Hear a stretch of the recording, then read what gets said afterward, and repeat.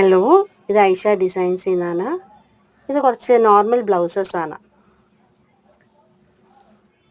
എൻ്റെ കസ്റ്റമറിന് സ്റ്റിച്ച് ചെയ്ത ബ്ലൗസസ് ആണ് കേട്ടോ. ഇഷ്ടപ്പെട്ടവാണെങ്കിൽ ഒന്ന് ലൈക്ക് ചെയ്യണം, അല്ലെങ്കിൽ ഒന്ന് ഡിസ്ലൈക്ക് ചെയ്യണം.